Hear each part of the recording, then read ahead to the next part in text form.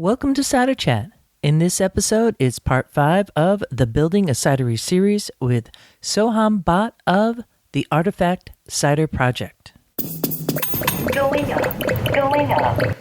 Hello, my name is Ria Windcaller, and I am the producer and cider MC of this weekly podcast, where we speak with makers, cider enthusiasts, and folks within the cider trade from around the world. Hip, hip, hooray! This week's feature with Soham Bahatt was really something for me because I was able to speak to him in person.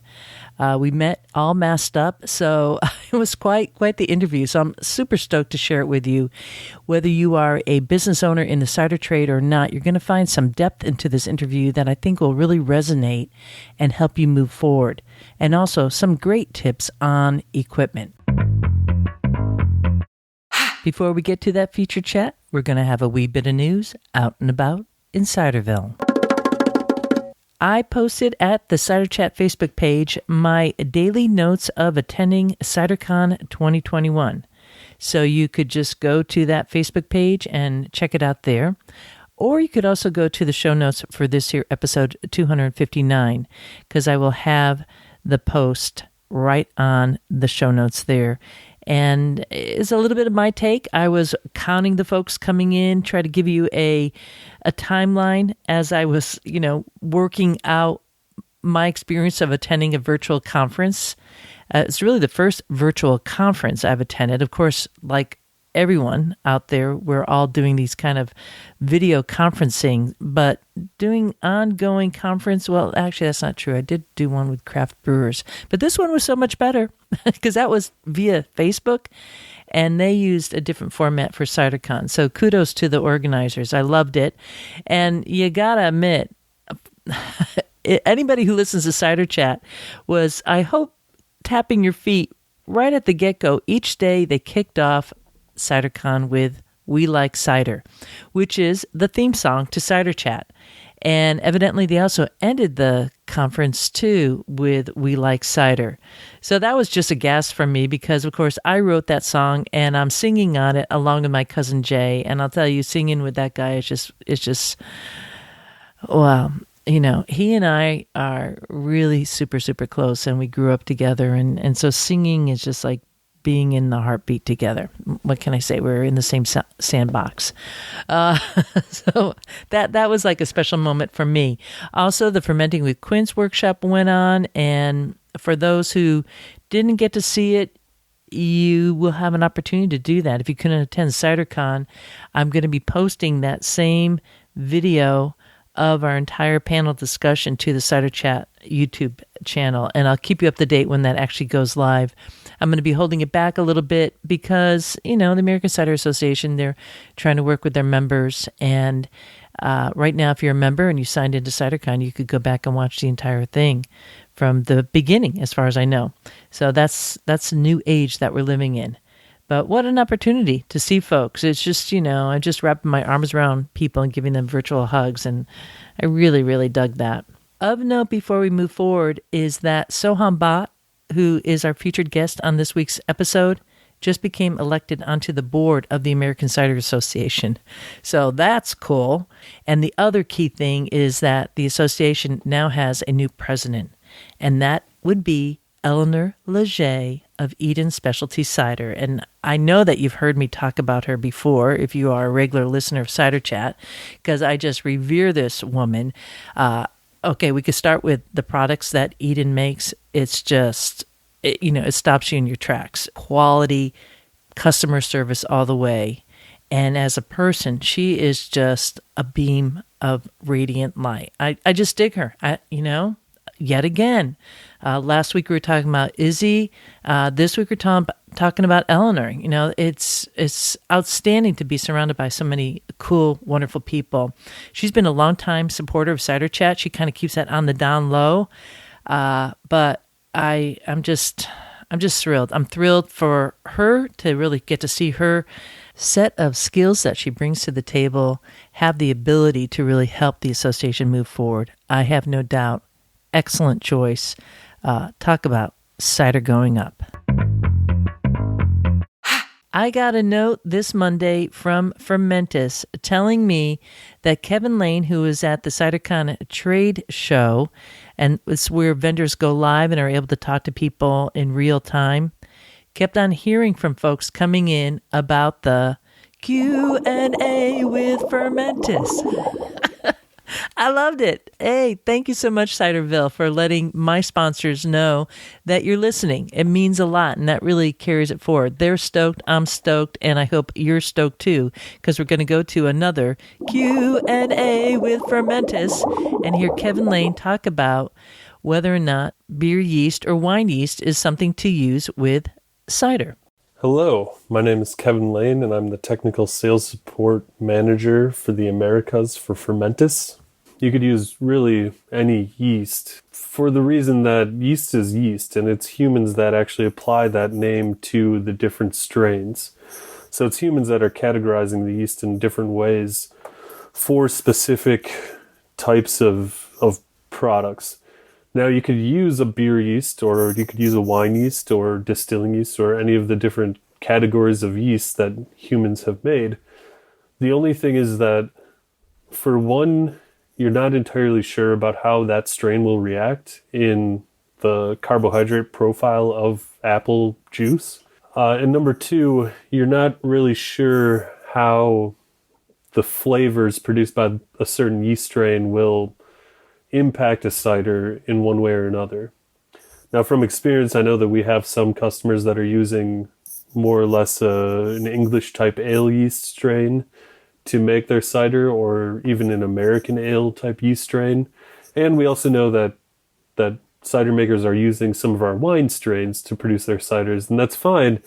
It's just that we, as a producer of yeast and as a supplier to the industry, haven't necessarily tested our other product portfolios in the apple juice or apple must environment. So the simple answer is yes, you could use a quote-unquote beer yeast or a quote-unquote wine yeast or any yeast in general. It's just that the outcome in terms of the flavor profile and how that plays with the apple character, and also how complete the fermentation is based on the carbohydrate profile, it's unknown to us. And the end users that are making cider with those different strains have obviously, really worked on trials to define their process, define the parameters, to have the right sensory profile of their cider with those different strains.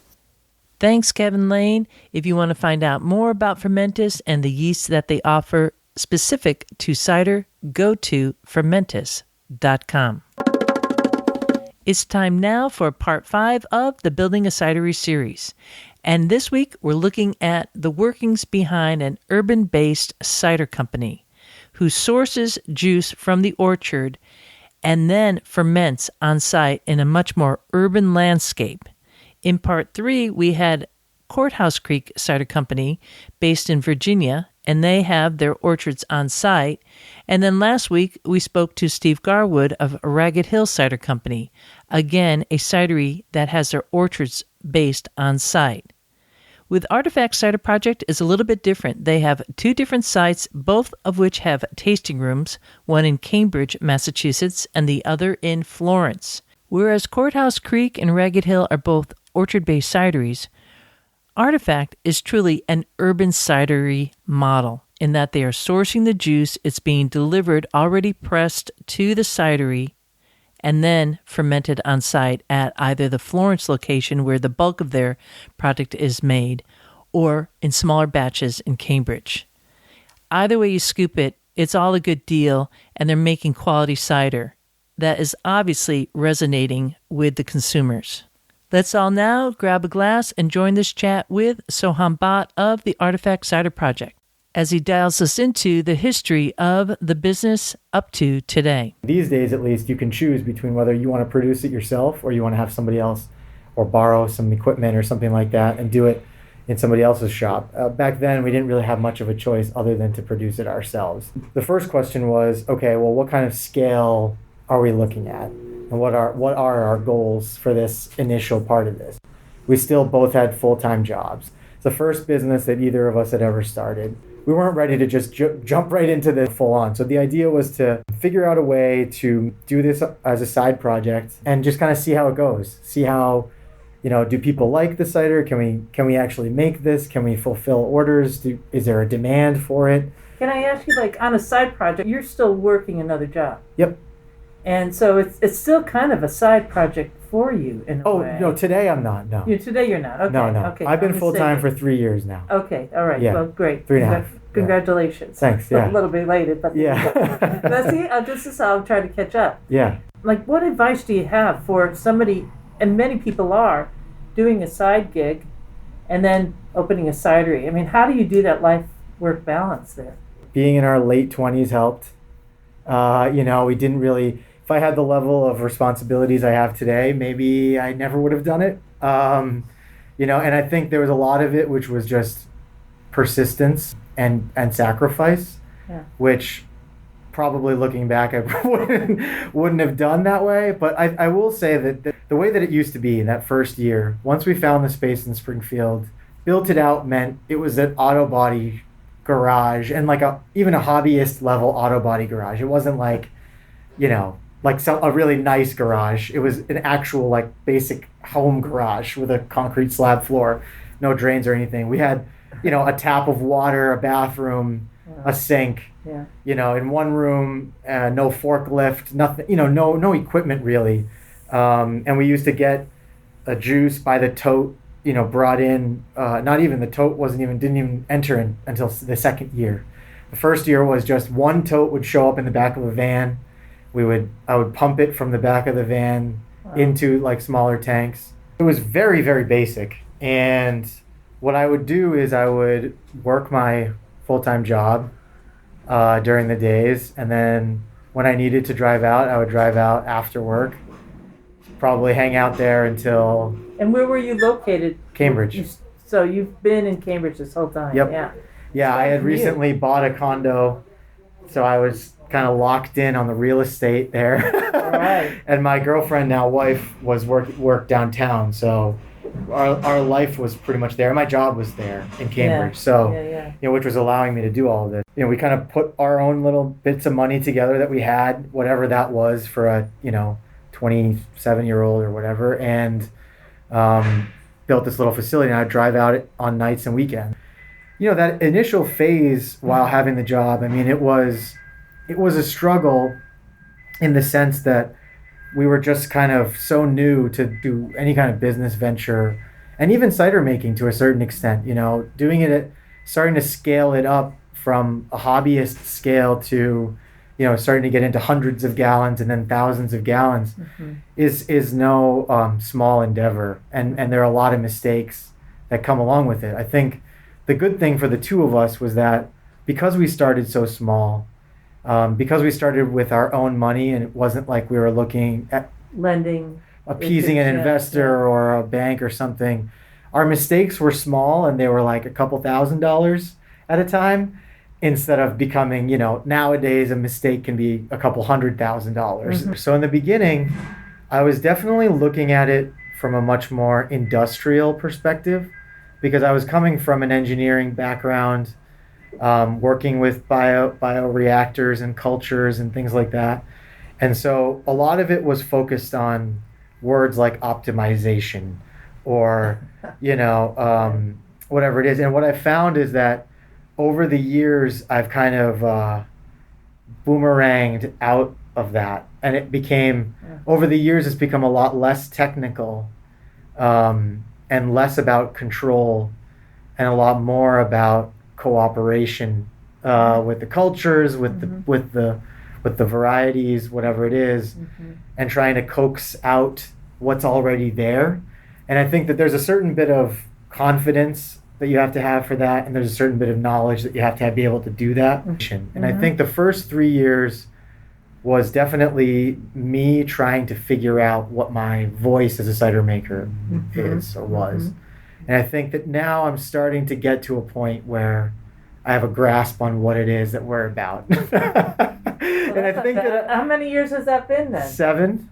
7 years? Well, that's Yeah. a 7-year cycle. Yeah. Perfect. You're right on. Yeah, Right put my on. 10,000 hours in. Yeah. Good. In the beginning, it started out as, okay, let's figure out how to make cider. Let's figure out how to make more cider. Let's figure out who to work with, create relationships. When you're kind of exiting from the hobby stage into the commercial stage, there's definitely also a bit major aspect to wanting to make sure that you're also making something for your customers and making them happy, which can have a totally different meaning than what makes you happy necessarily. There's always a little bit of room for cider as an artist to make some cider, some artistic expressions, and then there's also a large part of it which is always listening to what that customer might But want. the market is going to bear, right? Yeah. I mean, that's the bottom line when you're commercial. It's about that market piece. Well, you must have seen a change in cider just in the past 7 years Yeah. in terms of the palate for the drinkers. Yeah. So the very first cider that we ever made, so 30% of a field blend of almost entirely rare and heirloom apples. The other, 70% was Baldwin and Northern Spy. So it's a really nice blend, fermented out completely dry with a combination of lab yeast and wild yeast, bottled and sold. And it's kind of funny to think that, I could probably make a cider like that today that would be a lot more popular than it was when we first put it out there. I bet. And there were a handful of people, in the cider community around us who got it, who were encouraging about it. Right. Because you're in Western Mass, which has a bit of a, Right. hopefully, a bit of an educational level there on cider. But Absolutely. And that was really encouraging. So it's like having people on your side, being in your corner, telling you that it's not a complete mistake if people don't like it. But then also learning that, okay, well, this isn't a hobby. Maybe the mission does become how to constantly work on helping that customer edge towards understanding more about cider. And maybe that means meeting them halfway sometimes, and saying, well, okay, maybe you want something, maybe cider makers really like dry ciders and customers don't yet. Well, maybe there's something in between, off dry, and slowly and steadily we can get them to understand why we even like dry ciders. I think if the cider is good and you're proud of whatever it is that you made, these specs don't matter so much. It's about that expression and then finding the occasion that works in, or the food pairing or whatever. It's not necessarily about saying, this is the way, and I think you'll see that with the ciders that we make. But that was definitely that first period of time. So that's where I kind of lost, like, where's Soham going? Where's Artifact? Yeah. Because you're in Springfield, Yep. and then you kind of disappeared a little bit. Is that right? Well, so what we Were did... you doing virtual, like off-site contract cider? No. We So- started producing in a new location. We were in Springfield. We had about 1,000 square feet there. We just outgrew that space. So the first year was about 500 gallons. The next year was 5,000. By the time we got to 2015 apples, we're looking at minimum I needed to make over 10,000 gallons that year. And I was like, there's just no way I can do it in this room. And also, there's just no way I can do this while having an additional 3-hour drive involved with every time I need to go sniff a tank. Yeah. Without any help. And Which is often. Which is often. Level. Yeah. When you start getting, when you start getting to that, it's like not just a one tank that you dote on. It's many. Soham did the numbers and found that 20% of his time was spent driving back and forth from home to work. The short-term solution? Sublet a space from a brewery in Everett, Mass., right outside of Boston. It was still a bare-bones site, but it had bigger tanks. Artifact stayed at that site for 2 years and were able to begin canning their product and hiring help. And that was kind of the moment where we were like, all right, we've got to kind of settle down somewhere now. And we have enough resources that we can actually try and figure out a way to make a facility that is actually a little bit more tailored to our operation than the situations that we were in before. I know, one part of Artifact is based in Western Mass. Is that why you are in Florence, Massachusetts, which is Western Massachusetts? Because you're still out in Cambridge, which is, I don't know, hour and a half? I don't know. Maybe it's 2 from here, yep. 2 hours. Yeah. I mean, that's still a hike of Yep. driving. Why this location here, this area? Because of the fact that we kind of started in Springfield, and we're connected to Western Mass. Our apples, in the majority, are coming from the orchards near Pine Hill, southern Vermont, southwestern New Hampshire. A little bit northern New Mass. York too. Yeah, starting to pull in Yeah. from New York. But for the most part, our terroir is this kind of Connecticut River Valley. Yeah. Knowing how much we would have to make and feeling connected back to this place was an important part of like, okay, if we're going to set up some roots somewhere, I think it makes more sense for it to be here than it would on the other side of the state. Just from this perspective of like our soul and our terroir is here, but also like from Supplies. logistic and supply, Yeah. it makes a lot more sense to be closer to our sources. We had also decided to start working on a new taproom project and small facility in Cambridge itself. And that was actually At the same time that you were designing the Florence spot. Yep. Yeah, So okay. these two ideas came about around the same time, which was Wow. if we can create an experience for people on the eastern side of the state for the kinds of ciders that we're trying to put out there. So it's, let's try and, if the audience is much broader there, you have people that are international that are coming and visiting and in and out. Can we get them to understand cider as a part of the Northeast culture? Can we get them to understand that in a really direct and hopefully exciting, kind of cool way? Yeah. As most people scale their cider productions, they generally go down a path of becoming more industrialized. So back to like what we were talking about from the very beginning, I kind of started in this industrial mindset and now have become much more of like a country bumpkin in the style and approach that I make. I feel much more connected to kind of the idea of terroir, of sourcing, and it just happened over the years that was the direction and where my passions and interests went.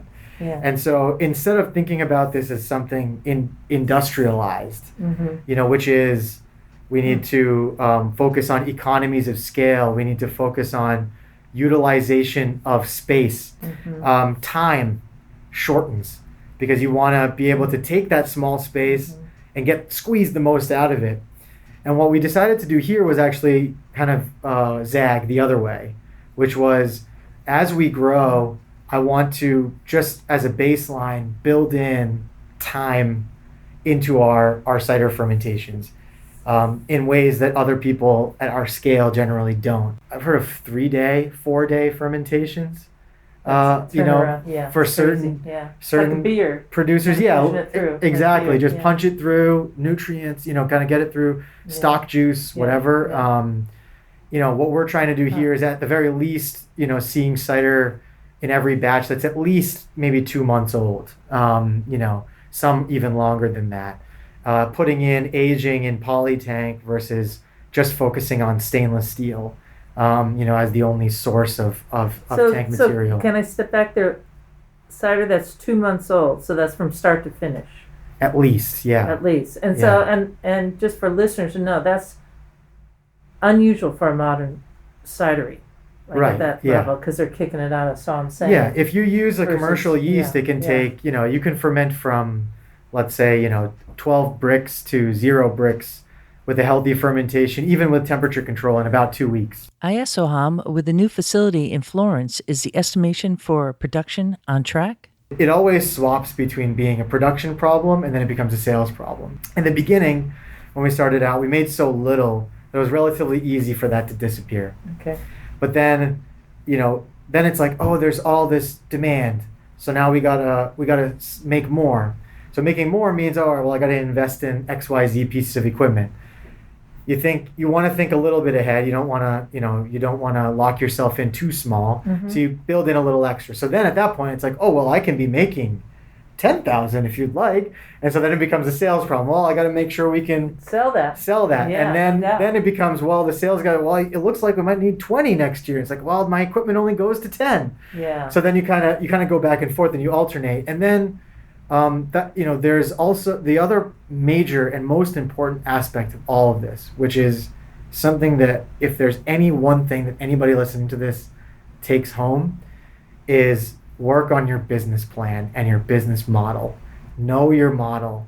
and actually understand it.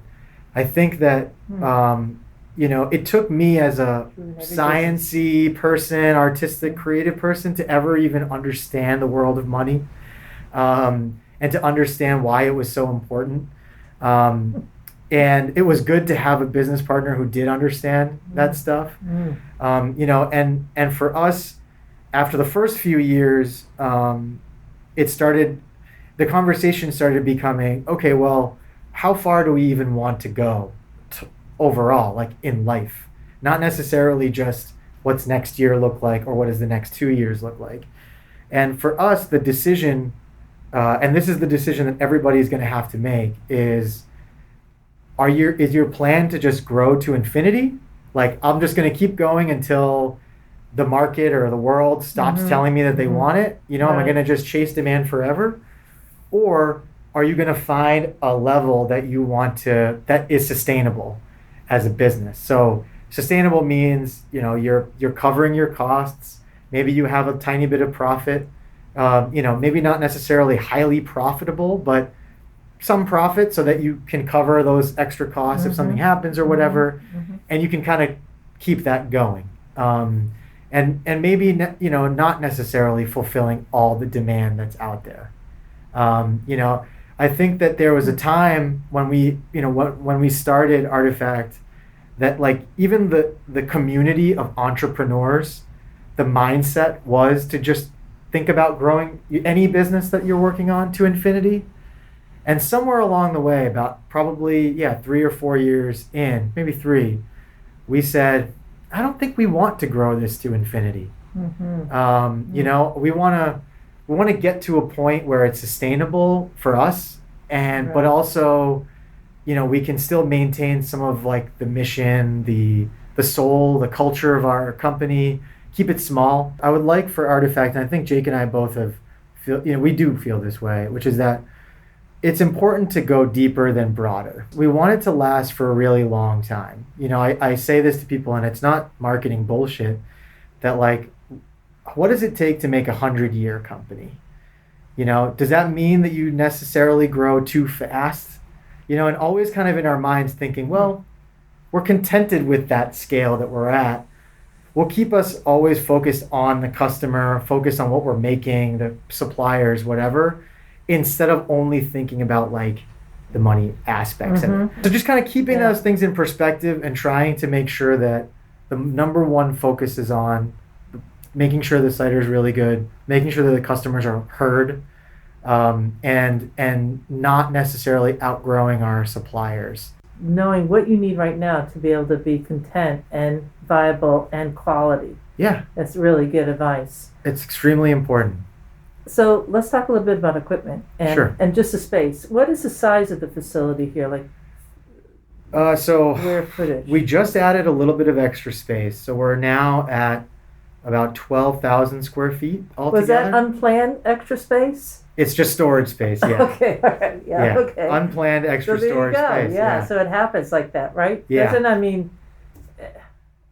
It's so classic for every startup. You start one place and you got to get bigger. Yep. But that is a good problem to have. Yeah, just some storage space. But 12,000 square feet. 12,000. With pretty high ceilings here, so you could, add up vertically if you need to. Yep, 20. I think they're 27 in some. It's at an angle. So at the highest point, it's about 27. At the lowest, about 15, 20. Yeah. And so the actual footprint of the, like, cider making, the main cider making area, is only about 2,500 square feet. The other half of that is the tap room, and then the rest, everything else is storage. Okay, so you intentionally built in a tap room, tasting room right next to that kind of like open Western style. I don't know why I consider it Western style, but it's true. Right, this is where we saw it kind of first. Yeah. And there, right next to the tanks, you have an outdoor area where you could kind of push out in the summer. Yep. And warmer months. What size tasting room? Like, how many people can you fit in there? About 50. 50. Yep. Okay. 50. And then outside you could probably another 20 or so. Yep. The apple juice for Artifact is all pressed on site at the orchards. but I wondered about blending. There are some ciders that we make which are a little bit more like, let's say, process oriented. So something like Wild Thing, which is one of our most popular ciders that's out there. It's 100% Macintosh cider that is made in the style of, let's say, Riesling. It's fermented, relatively cleanly. It's when it hits a certain a level of residual sweetness, we arrest the fermentation, and then through filtration, it's stabilized and then carbonated and packaged that way. So that one is about achieving a certain kind of aromatic profile, a certain balance. It needs to be around this acid level. It needs to be around this sweetness level. So because you have to intervene and arrest it. Are you measuring all that along the way? Yep. Or is that more your taste? No, that's done by measurement. Because Wild Things has been out for a while, so right. There's a consistency thing. Yeah. And customers have emailed us when the batches have been a little off. So, we've been, you have to kind of make sure you're always listening. Those kind of customers are awesome. That they're I so love it. on it. I love it. That devotion is like priceless. Right and the saddest thing about it is that the color always goes out of my face because it's like, I knew, but I was hoping that nobody would notice. Like sometimes it's like, well, the producer's palate is a little, is more advanced. It's like, no, that's not true. No, isn't that cool? Everybody knows. Look what you're teaching. I love that. It's music to my ears. I like it too, especially something like that, which has a very particular aromatic profile or fingerprint. Macintosh is in. I could blindfolded tell you if something is Mac, and that's what's unique about that apple. But yeah, so that one is much more process oriented. The ones that we make here on site that are blended to taste are usually, so we made the first few batches, we iterated the first few to kind of land on what the overall flavor profile we were going for was, and then we use the previous batch as a reference and taste it. So what happens is oftentimes those numbers change, the blend percentages are different, but it's about achieving a certain je ne sais quoi essence or vibe to those blends. And so something like Wolf at the Door is blended in a certain kind of way, Magic Hour is blended in a certain kind of way, even Slowdown, which is another 100% Macintosh cider, because it's a dry Macintosh, to build in some layers of complexity, it can't really be a singular fermentation. So we ferment the Mac juice with different cultures that we have, and then it's blended to achieve a certain kind of complexity or of taste. All done in like a 2-month period for that? That's pretty something, huh? Yeah, well, some of it we hold on to longer, and then some of it, so it's like we keep a kind of stock of this. It's a bit like that, and so having some that's been sitting on lees for a while to get some of that lees character in there. That becomes a kind of our lees stock, and then we have a fruity, more aromatic stock. Are you stirring in the lees? Yeah. That? God, nice. Yeah, we have a mixer that we use for that. Right on. All right, well, let me ask you this other thing here. Yeah. Equipment that, we didn't really need to go there. There's a kind of minimum level of things that any production facility would need. It took me a while to figure out what that minimum amount of stuff is through a lot of suffering. The tank material is not that important.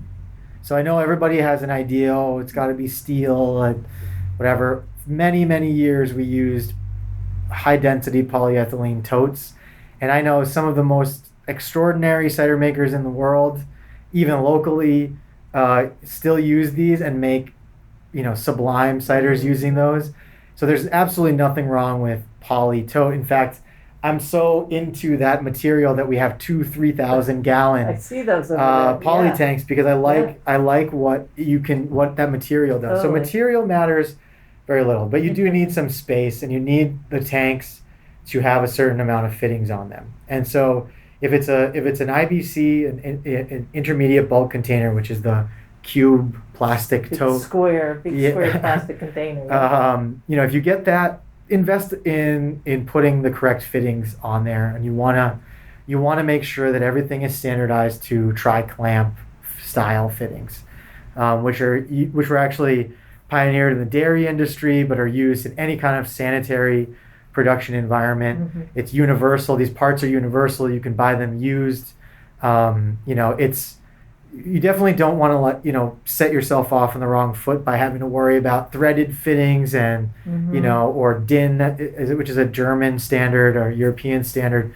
Just try and make everything according to TCs. The material of the tank doesn't matter so much, but make sure you have some space. Stainless steel's way out of their reach. They're going with IBC tanks. Yep. The square plastic tanks. Just set it up right the first time. Exactly.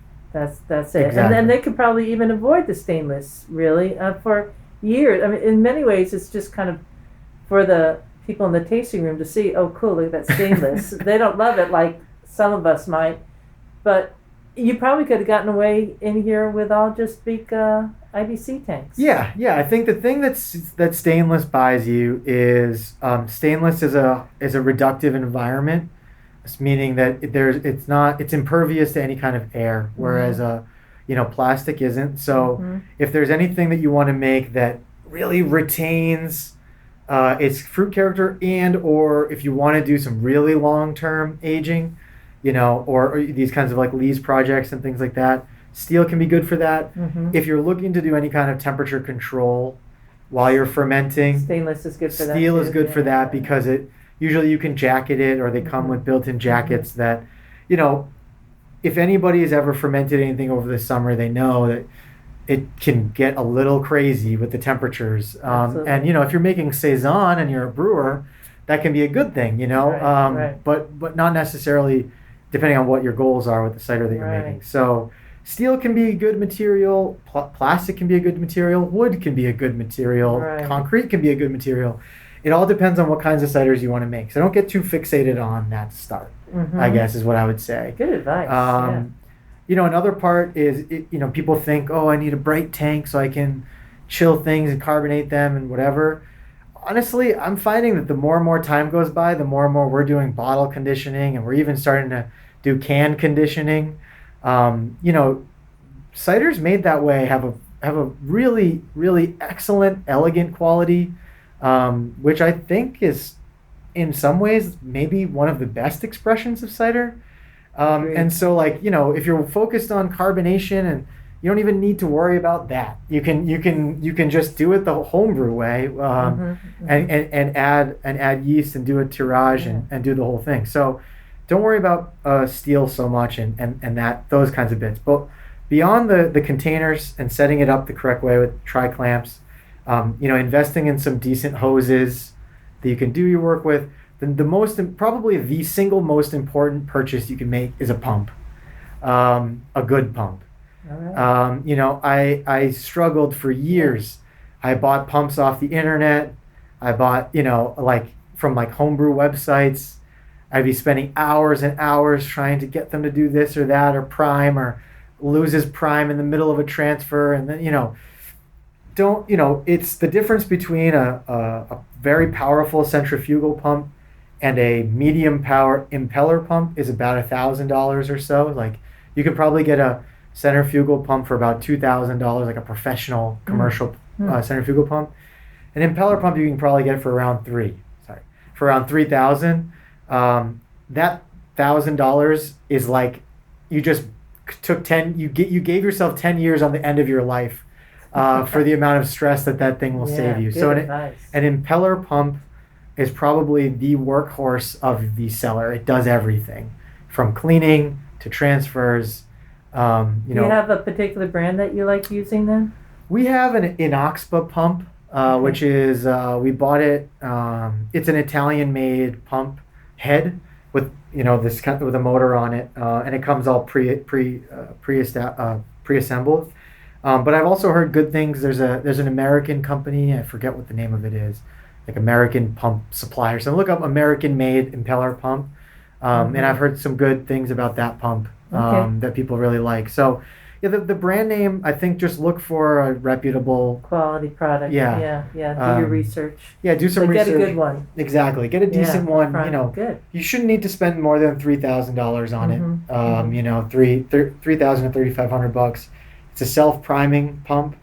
so it can Oh, pull perfect. and Perfect. push, and so that thing will come in real handy And easy to clean. and very easy to clean. Right. You can kind of just run sanitizer through it, and you're pretty much good to go. Perfect. So honestly, if somebody was like looking to set up a cider facility on the cheap and get started, I would say, first focus on the things that matter, like sourcing, where your apples are coming from, how you're fermenting it. Maybe start with some IBCs you can get secondhand, from either another winery, a cidery. You could buy some refurbished ones on the internet. Set yourself up with some tri-clamps and a decent pump. And when it comes time to packaging, just put it in bottles by hand. I know that people don't want to buy bottles right now. I know that everybody wants to do cans.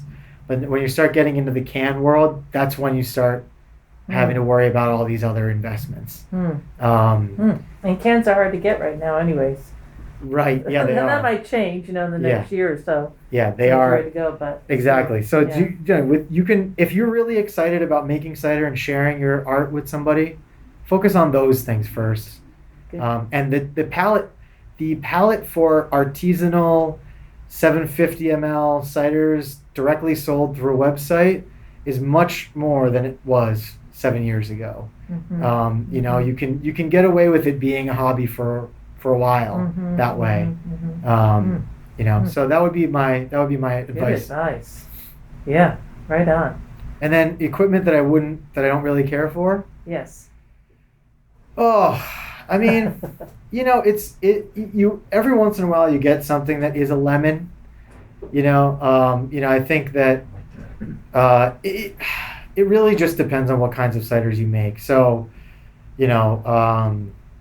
I spent years working with a plate and frame filter, because we wanted to filter ciders, and that thing is Pain in the butt. a pain in the butt, in the back, in the arms. It's but it was a necessary evil for where we were, for the size that we were, for what it did. It got me through a couple years. Okay. But it was, that thing, I was happy the day that I could see that thing leave, and I could pass it on to another cider maker so that they could go through the same journey. Learning experience. Yeah, exactly. So what did you do instead? So we ended up, we went from that to a lenticular filter, which is a little bit more user-friendly. You can kind of back flush it a little easier. You don't have to load it every time. It's a little bit more of an investment. A little bit more capability, and then once we kind of outgrew the size of that lenticular filter, we went with a cross flow. So it's a fully automated unit that it filters some of our ciders. Some of them aren't. They're all of our ciders aren't filtered. Little, yeah, right. So some are, some aren't. It just depends on what we're going for. So the advice there for somebody starting out building a cidery in terms of filtration, what would you recommend then? I would say, if you're on that base level of, I've got a tote, some hoses, an impeller pump, and I bottle and I do secondary fermentation in the bottle. I would say, you could just have the luxury of time. Don't even bother with filtering. Let it settle on its own. Yeah. Use a little pectinase. Yeah. Just let it do its thing, the natural way. Right, don't worry. Yeah. We still do that ourselves. If you start getting to the point where you need to filter for some reason, then I would say skip the plate and frame and probably go for a small lenticular to start. Some people still swear by doing the plate and frame, even at larger scale or whatever. It depends on the goal. I would just say just get a lenticular and make your life a little easier. You've given us a lot to think about here, and I'm sure folks starting off, some really good, solid advice. So I really appreciate your time here today, Soham. Yeah, absolutely. Happy to talk about it anytime. If anybody ever wants any information, they can also just reach out to me directly. These days, all of Artifact ciders are packaged in cans, so it makes it really easy to grab and go. But if you're lucky enough, you might find some of their specialty ciders which are packaged in 750 ml glass bottles. I happen to have a bottle of their Terra in front of me. This is what's called part of their cellar project. Last night I had a wine sap. It was absolutely delicious. And during the fermenting with quince presentation that we did for CiderCon, I was drinking the Foxwhelp. That was a single varietal cider. And that's a bottle that blew off the cork that I just plugged in there after capping it in the middle of the recording, which is kind of hilarious. Wonderful products. So he's doing a little bit of everything, and you always want to be looking in the back reaches of the cidery, seeing if they have any of those kind of special edition bottles. You will not be disappointed. And with that, I leave you here. This is Rhea Windcaller signing off for now. Looking forward to seeing you in Ciderville.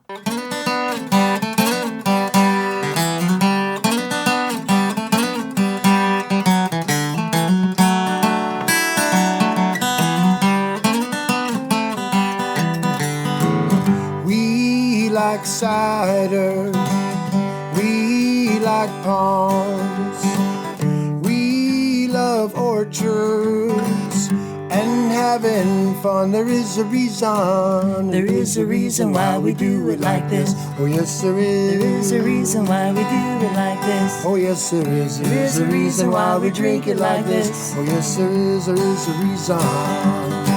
We like walking through the orchards, dancing in the streets, smelling all the blossoms, kicking up our feet. We like cider, we like palms, we like orchards, having some fun. There is a reason why we do it like this. Oh yes there is. There is a reason why we do it like this. Oh yes there is. There is a reason why we drink it like this. Oh yes there is. There is a reason. We like walking through the orchards, dancing in the streets, smelling all the blossoms, kicking up our feet. Oh yeah. We like cider. Oh yes we do. We like palms. Oh yes we do. We love orchards, having some fun. There is a reason. There is a reason why we do it like this. Ba-da-da-dum. There is a reason why we do it like this. Ba-da-da-dum. There is a reason why we drink it like this. Ba-da-da-dum. Ba-da-da-dum. We like walking down the orchards, dancing in the streets, smelling all the blossoms, kicking up our feet. Oh yeah. We like cider. Ba-da-da-dum. We like palms. Oh yes we do. We like orchards, having some fun.